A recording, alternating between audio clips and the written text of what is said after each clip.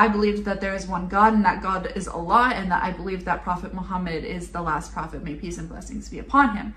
I just knew it. Like, it felt like it was part of me. It felt like it had always been a part of me, and that it was just like, I now knew what it was, if that makes any sense. There's so many things I do, and he just hit me with, what if you die before you take Shahada?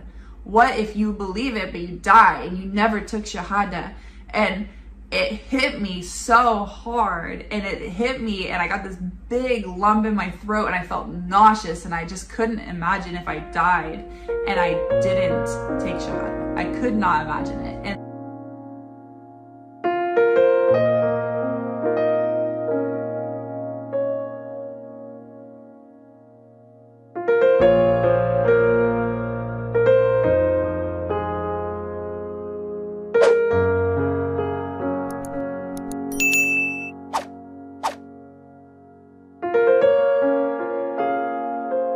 Assalamu alaikum guys, my name is Ashley, welcome to my channel. So I thought that this was like the best time to tell my story of how I reverted to Islam. I've always been obsessed with watching these videos. I think they're fascinating. I just love to see how Allah subhanahu wa ta'ala has literally guided people for thousands and thousands and thousands of years from all different places in the world. Like, I watch YouTube videos sometimes where people literally live in like a town of 10 people, and somehow Allah subhanahu wa ta'ala has guided them, and it's just so beautiful to me. Okay, so all of this is gonna be great, but we have to start back to the very beginning, to when I was a child and how I grew up. So my parents were always identifying as Christian, and Protestant Christian in specific. And I don't really know what that even means, to be quite honest. We never went to church. Holidays like Christmas were for gift giving and spending time with family. Easter was for hunting eggs. It was never anything to do with Jesus or anything religious. But my parents and I were always, and have always been, like, spiritual. And we always knew that there was a creator. And for me, it has never been a question whether there was a creator. I remember growing up as a kid looking at leaves and, you know, animals, and you just look at how complex everything is and how everything literally works together to literally just be so perfect, and how if you take one thing away from that, it messes up something else. And just the thought of that, to me, really, since I was a kid, I always believed that there had to have been something that created everything. So I never questioned whether or not there was a creator. So from there, I kind of was like, okay, well, we know that we're Christian. I know that I believe in God, but I just had some questions that didn't quite make sense to me.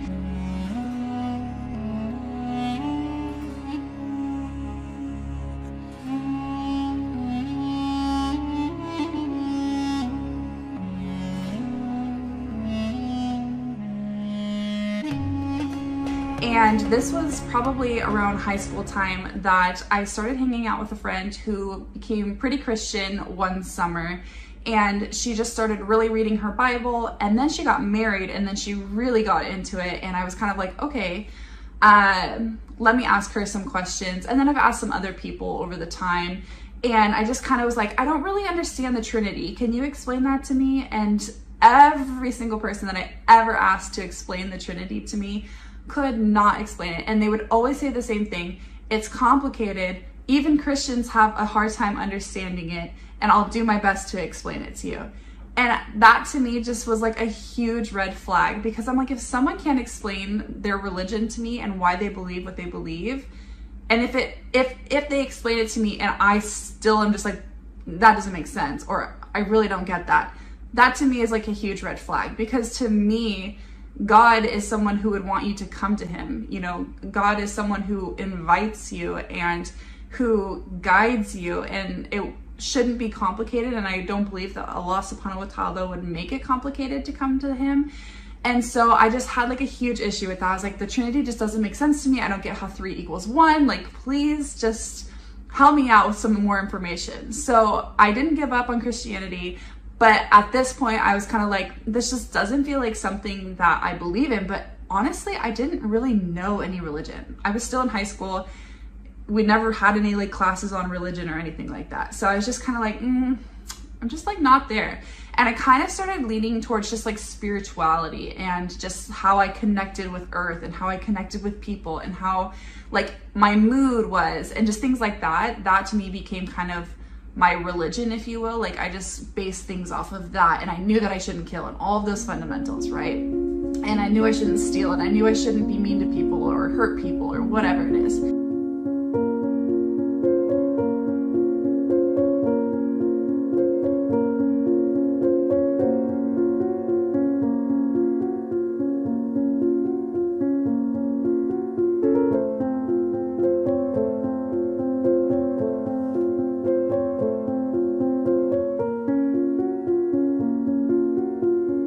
I meet my best friends in the whole world. His name is Abdul, and my husband and I still turn to him for information on Islam all of the time, and it's just like an absolutely amazing relationship for the sake of Allah.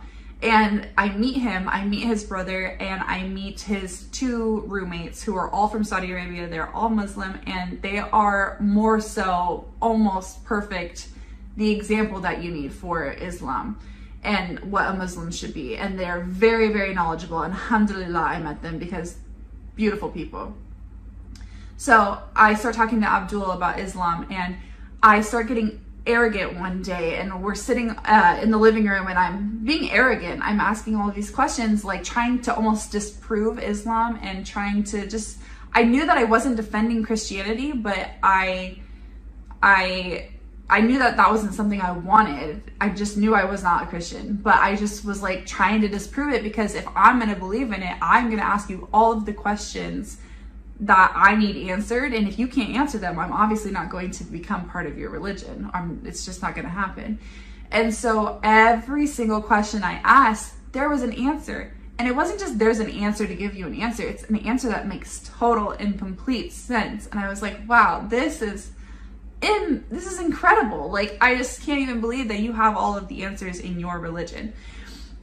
And so I asked about Jesus, I asked about the Trinity, I asked about all of this, and just every single thing had an answer. So I was like, wow, this is incredible. And honestly, I remember there was this moment we were talking, and Abdul said something, and I swear it was literally like, imagine you're doing a 1,000-piece puzzle and you can't find the last piece, and you're looking around for it and you just can't find it anywhere, and you've been searching for it for so long, and you need that piece to feel complete, and someone hands you that piece to your puzzle, that very last piece, and you put that piece in the puzzle, and all of a sudden it's complete, it's beautiful, everything is incredible. That was Islam.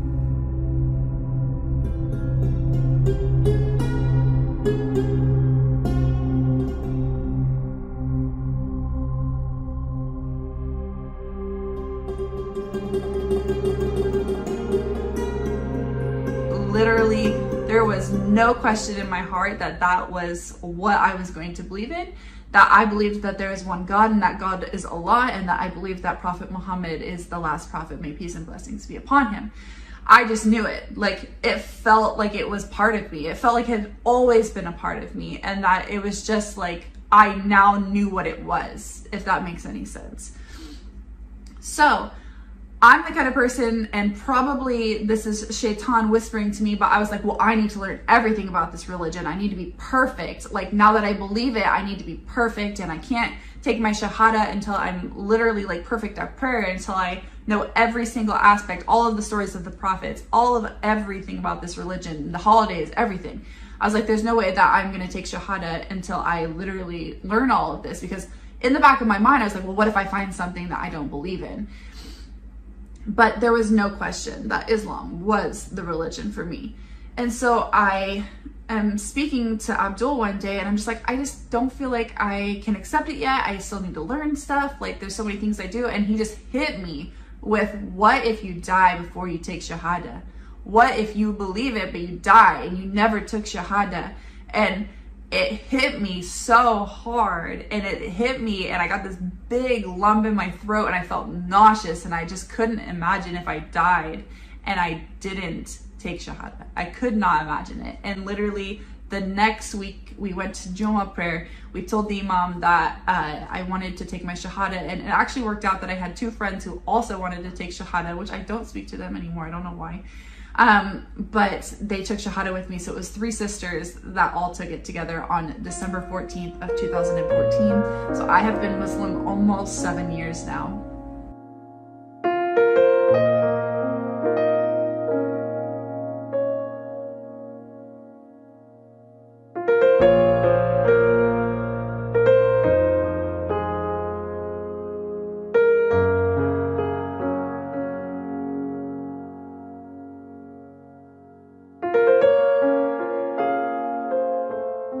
And alhamdulillah, it's just literally the best decision I ever made. Like I said, it's like once I knew what the word was to describe it, I swear it was like, that is what I have felt my whole life. It felt just like clarity. Like this was everything that I was missing. That this is what it's called. That feeling in my heart, that iman, that feeling of just love for your creator and fascination with his creation. This has a name, and it's Islam. And I can't believe that I found it, you know, and that God guided me to it, and that, you know, Allah had mercy on me and exposed me to it and put those people, each person so perfect, into my life. Even to this day, every person serves a purpose to you, and you serve a purpose to every person in their journey. And it's just incredible. SubhanAllah, it is just incredible. So, took my shahada.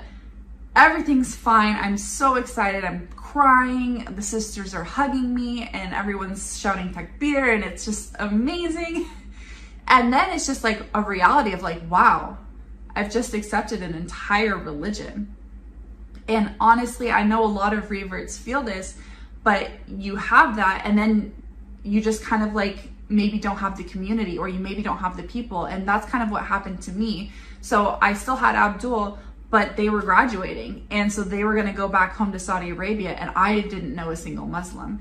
And our masjid is only open for Jummah prayers. It's always been like that. And it makes me so incredibly sad. And I wish that they were open. And I don't know why they're not open for every single prayer, but they're only open for Jummah. And so literally it's like no community whatsoever. It's such a small portion of Muslims in this country, or in this city. And it just kind of felt like when Abdul and his friends went home, I lost the light and that community. And it was really hard for me. And I struggled really hard with my religion at that point, because I was like, this is all new. I don't know anything. I don't know the questions I'm supposed to be asking. I need to get some books. Excuse me. I need to focus on what I need to be focused on, but I don't know what I need to focus on. So that is like my biggest encouragement, is if you're thinking about reverting to Islam, make sure that you have books that will identify things that you don't even know that you need to know about.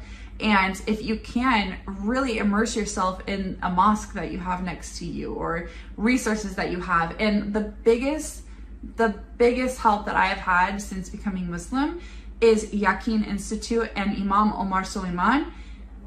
Oh, may Allah reward him Jannatul Firdaus, because literally that entire channel is life-changing, and you just learn an immense amount of knowledge every time you watch a video from him.